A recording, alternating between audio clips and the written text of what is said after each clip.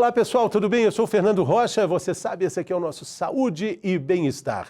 No programa de hoje, a gente vai falar sobre um problema sério que envolve também muito preconceito, muitas brincadeiras de mau gosto. A gente vai falar sobre hemorroidas.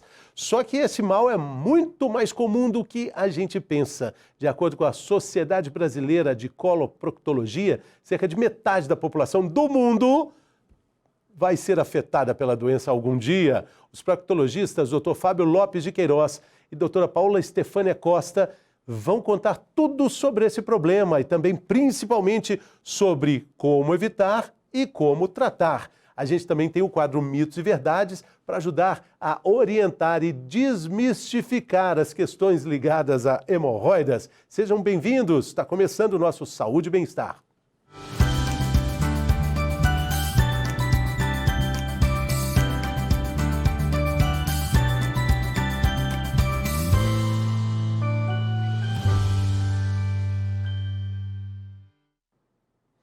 Hemorroidas é pouco discutida, carregada de preconceitos. Muita gente que tem esse problema nem procura atendimento médico por vergonha, mas principalmente por desconhecimento. Vamos falar sobre isso? Necessário? Nesse primeiro bloco, a gente está aqui com o Dr. Fábio Lopes de Queiroz, que é coloproctologista do Hospital Felício Roxo, Rede Mater Dei, também titular da Sociedade Brasileira de Coloproctologia, doutor em cirurgia pela Faculdade de Medicina da UFMG.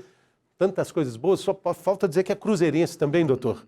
Não, cruzeirense não, viu, Fernando? Atleticano. Atleticano. Por isso, então, acho que nem colocaram. Estou brincando, por isso. Doutor. Mas, doutor, seja bem-vindo, tudo bem?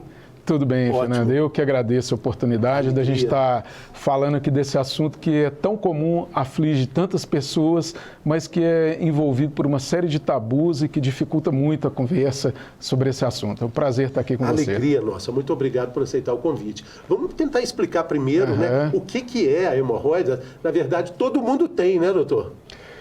Na verdade, assim, todo mundo tem uma coisa que se chama coxim hemorroidário, que é um tecido que fica na parte final ali do reto, do canal anal, na verdade, e esses coxins hemorroidários, eles fazem parte do processo de continência fecal.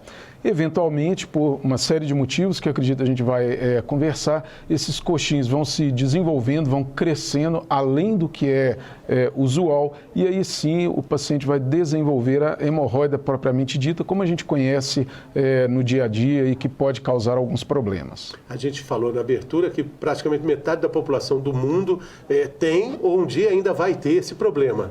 É isso mesmo. Tem até um livro que fala que o mundo é dividido entre quem tem hemorroida e quem não tem hemorroidas. Então, assim, é por aí. É um problema muito frequente, muito comum e que aflige uma grande parte da população. E aí a gente vê também que não existe só um tipo, né? Existem também tipos diferentes, né? A gente tem uma classificação de hemorroidas, né? As hemorroidas internas e as hemorroidas externas. E as hemorroidas internas, elas têm alguns graus de classificação, que vai de 1 até o 4º grau. Sendo que o 1 é mais brando e o 4 é o pior? Isso. A graduação, né, o 1 é o mais leve, são aquelas hemorroidas internas que estão localizadas dentro do canal anal, ou seja, o paciente não percebe que tem hemorroida. Eventualmente ele pode ter algum desconforto, algum sangramento, mas ele não consegue ver nada. A hemorroida do 2º grau é aquela hemorroida que o paciente já começa a perceber, ela sai um pouquinho para fora do ânus na hora de evacuar, mas ela retorna para dentro do canal anal sozinha, o paciente não tem que fazer nenhuma manobra. A hemorroida do 3º grau é aquela que o paciente, na hora de evacuar, a hemorroida vai prolapsar, sair para fora do ânus e, em geral, o paciente precisa de fazer alguma manobra ali na região, uma compressão, uma massagem para que aquele mamilo volte lá para dentro. E a hemorroida do 4º grau é aquela que fica permanentemente para fora do ânus. Doutor, é mais comum nas mulheres do que nos homens?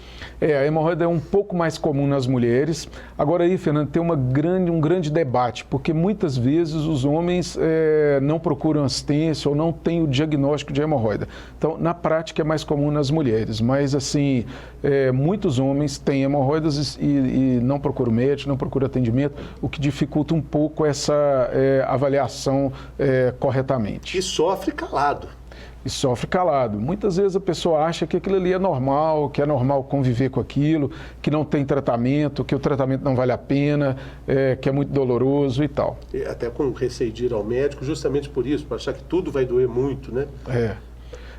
A doença hemorroidária, a hemorroida em si, né, as complicações que vêm da hemorroida, em geral são muito dolorosas, porque a região do ânus é uma região muito inervada. Então, pequenos ferimentos, pequenos problemas ali são extremamente dolorosos, né?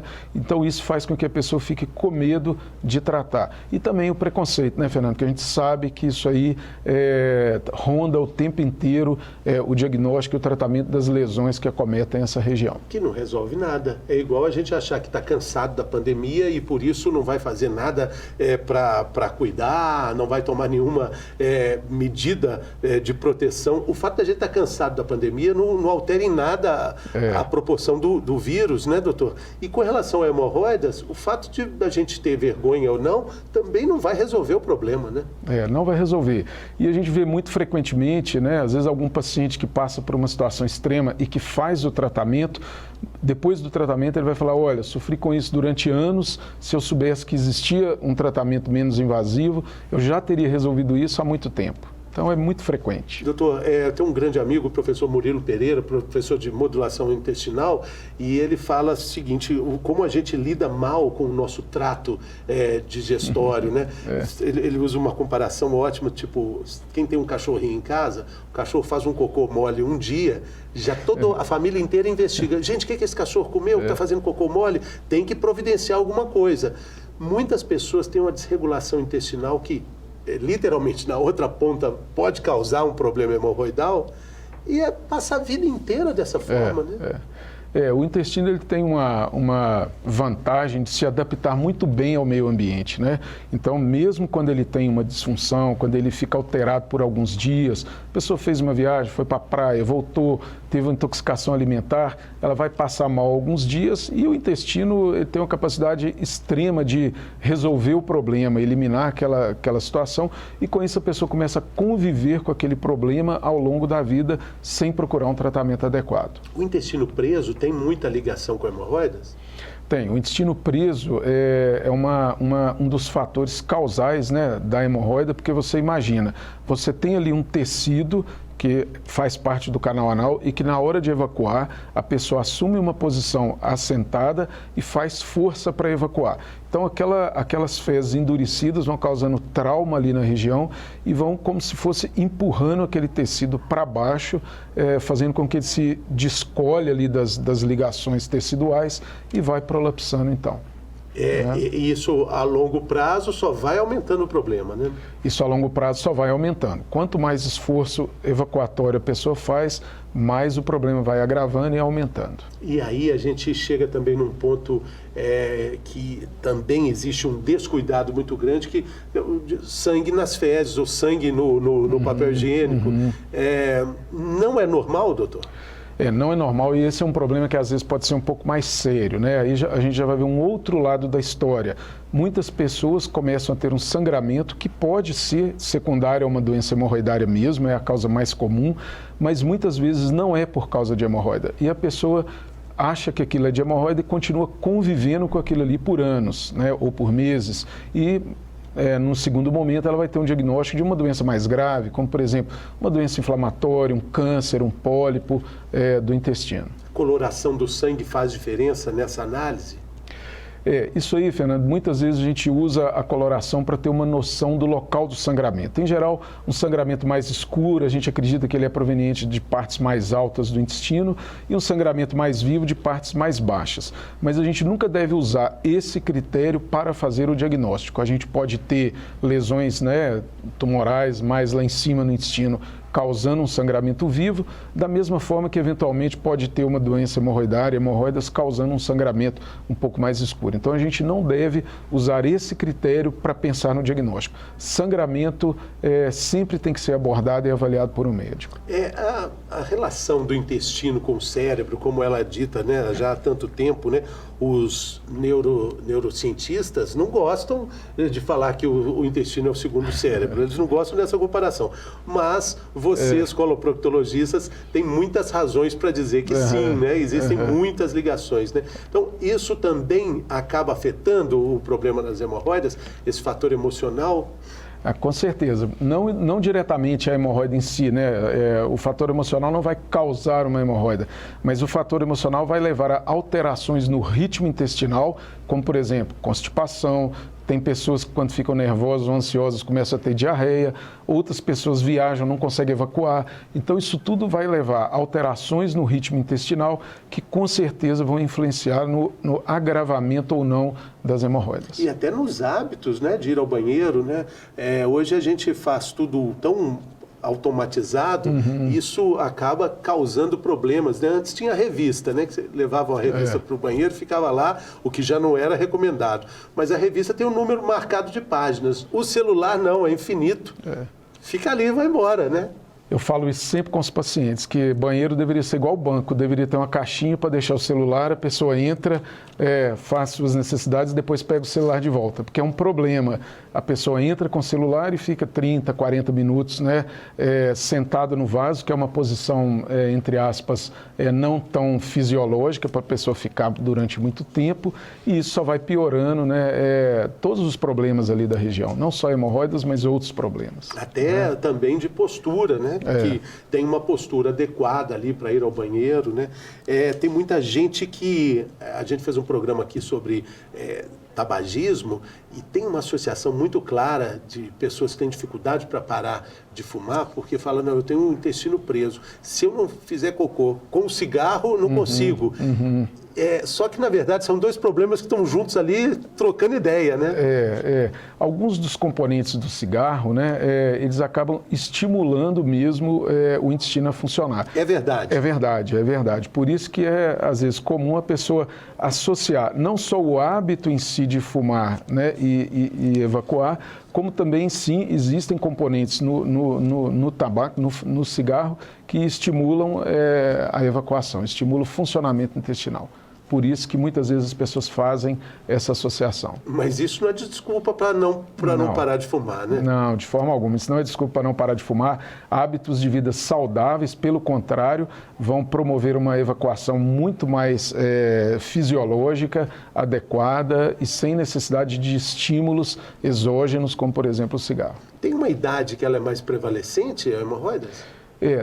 A idade, a hemorroida, ela principalmente vai acometer pessoas entre os 45 e 65 anos de idade. É a faixa etária em que se é mais diagnosticado, né, com hemorroidas. Falando sobre os hábitos, né, aí a gente entra no papel higiênico. Não dá para colocar na mesma frase papel higiênico e hemorroidas, numa frase com um final feliz. Isso é uma história interessante, Fernando. O papel higiênico ele surgiu na Idade Média. Até então, se usava as formas mais diversas possíveis para fazer a higienização da região. Então, o papel surgiu na Idade Média, né? E existe muito folclore em relação a isso. Se o papel higiênico traz problema, não traz problema. Tem alguns estudos que mostram que não. Mas a gente, no dia a dia, percebe que traz problema. Porque o papel, primeiro, ele não faz uma higienização adequada da região, né? Segundo, que o papel ele pode deixar pequenos resíduos ali na região, após a higienização, que vão irritar a região perianal.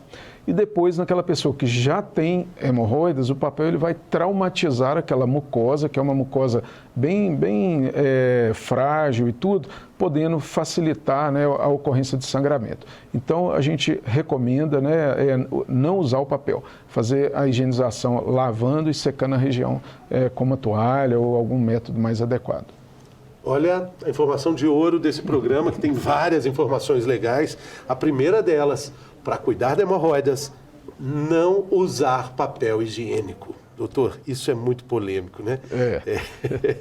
E aí, mas como é que faz isso, doutor? Olha, Fernando, eu gosto de recomendar aos meus pacientes, né, criar um hábito de associar a hora da evacuação com a hora do banho, né? Porque aí mesmo que ele tenha que usar o papel inicialmente para fazer uma higiene inicial, ele toma banho em seguida, né?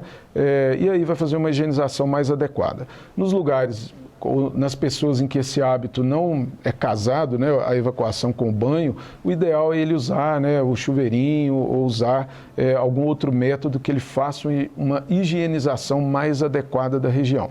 E se isso não for possível, ele pode usar um lenço umedecido, de preferência sem muitos produtos, né, como perfumes, lubrificantes e tal. Um lenço umedecido vai ajudar mais do que o papel. Que pode levar na bolsa. Aí sim, resolvido o problema.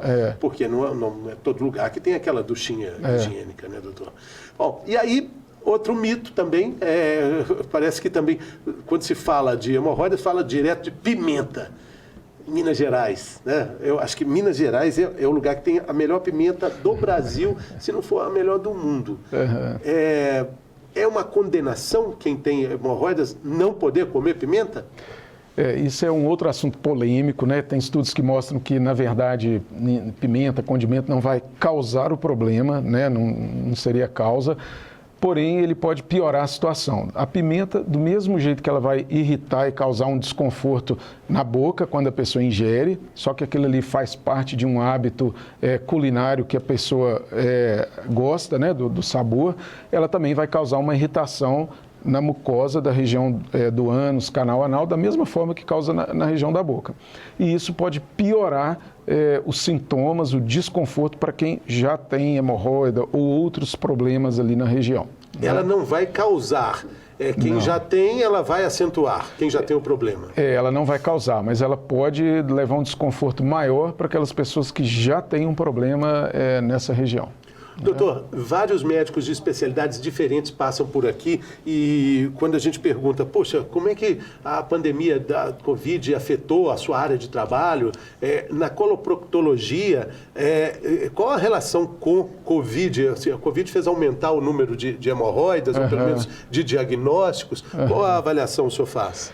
A gente tem alguns aspectos que podem ser analisados, né? Primeiro, assim, o Covid ele é um vírus que tem ele altera o funcionamento intestinal também, né? Ele vai acometer ali o trato digestivo e ele pode causar diarreia, né? Disfunção intestinal e com isso piorar todos os problemas que tem, não só na região anal, perianal, como no intestino de uma forma geral. Então, esse é um problema. Sim, né? A pandemia do Covid interferiu na nossa especialidade e aumentou os problemas gastrointestinais de uma forma geral. Uma outra situação é que o Covid piorou o diagnóstico de doenças graves, porque muitas pessoas, com medo da pandemia, deixaram de fazer os exames preventivos e tal. Então, na hora que a pandemia começou a passar, a gente viu um afluxo muito grande de pacientes com doenças mais avançadas, chegando no consultório e tendo um diagnóstico de, por exemplo, câncer de cólon e tal, porque não fez os exames preventivos durante o período da pandemia.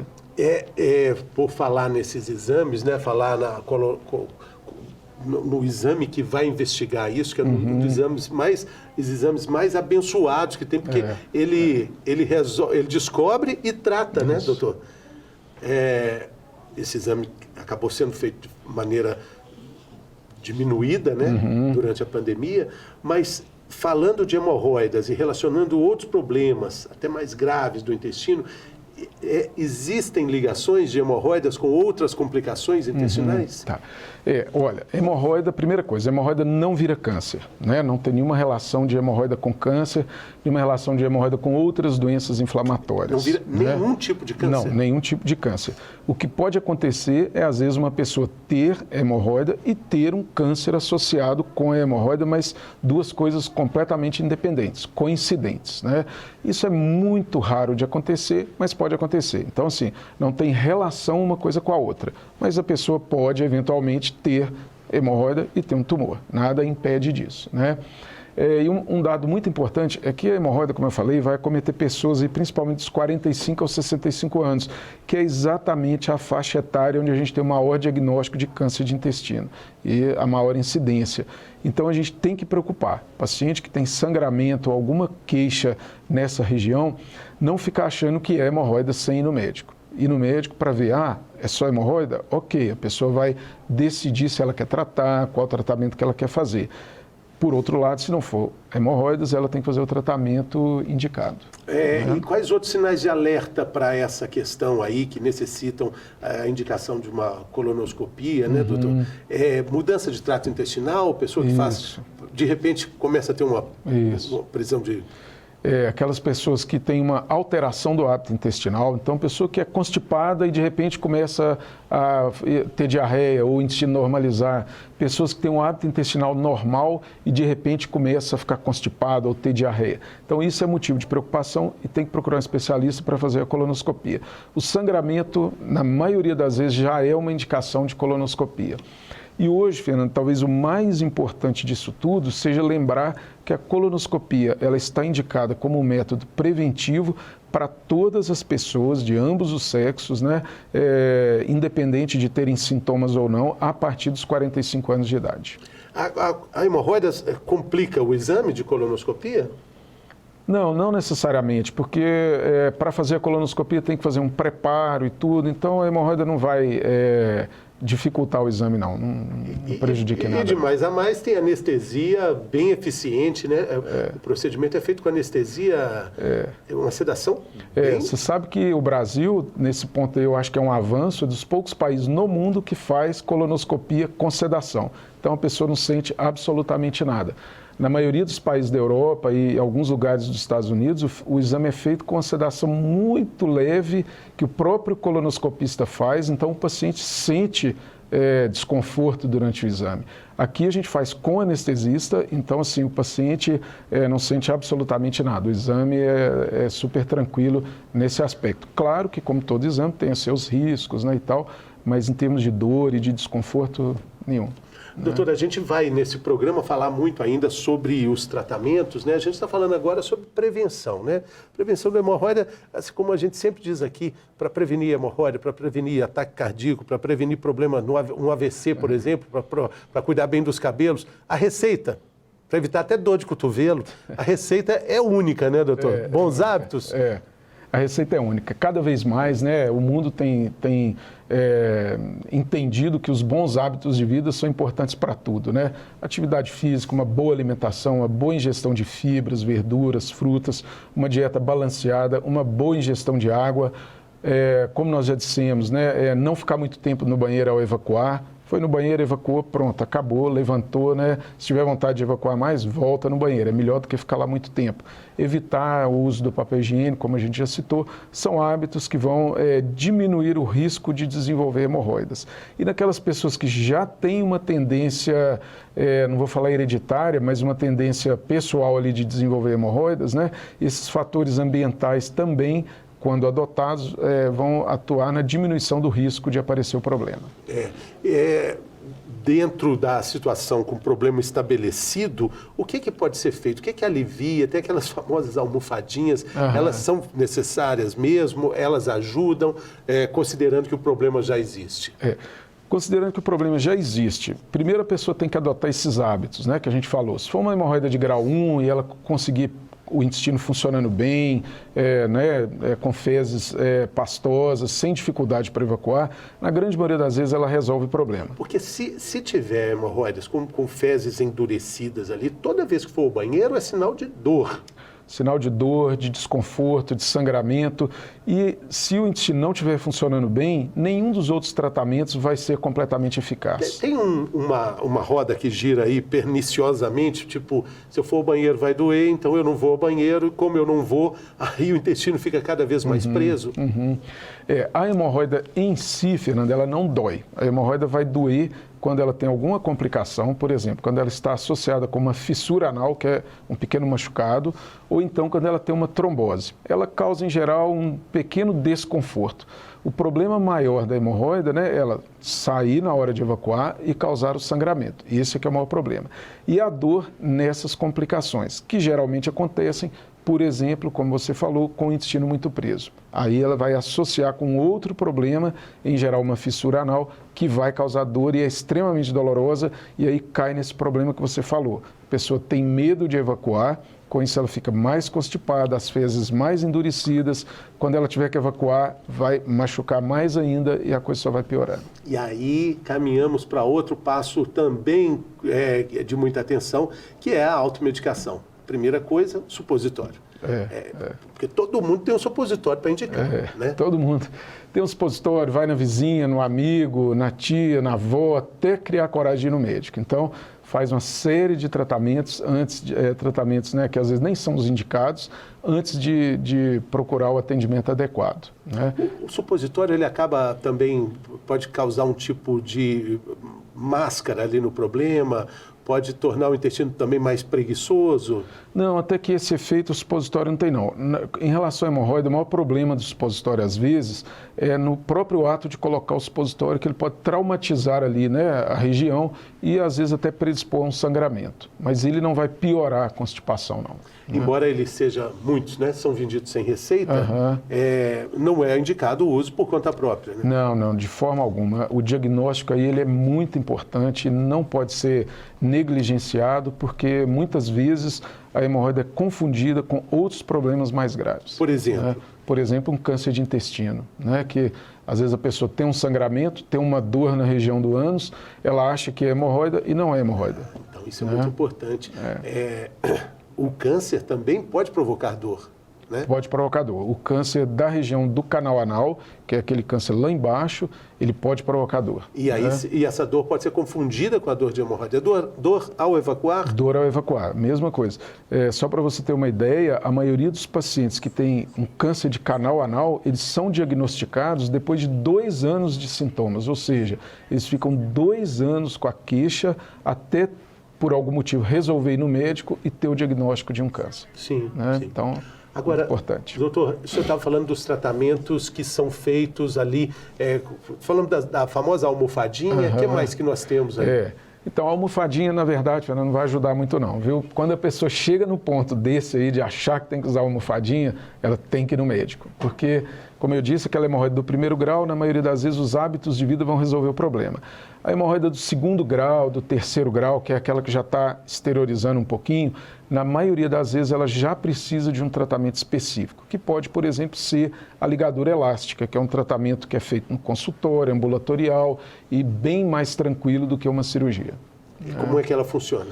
A ligadura é uma borrachinha circular que você vai utilizar e ela vai como se estrangulasse o mamilo. Imagina que o mamilo hemorroidário... O mamilo é uma forma interessante. Nós estamos falando dessa pontinha lá de baixo, que também medicamente pode ser chamada de mamilo. Isso. Na verdade, a gente fala mamilos hemorroidários. É como se fosse a ponta de um dedo. Mamilos hemorroidários. Parece nome de banda de heavy metal. Pode ser. De rock pesado, né, doutor? Então, assim, a ligadura é feita exatamente, é uma borrachinha circular que vai como se enforcasse aquele mamilo. Ele vai secar dentro de alguns dias e cair.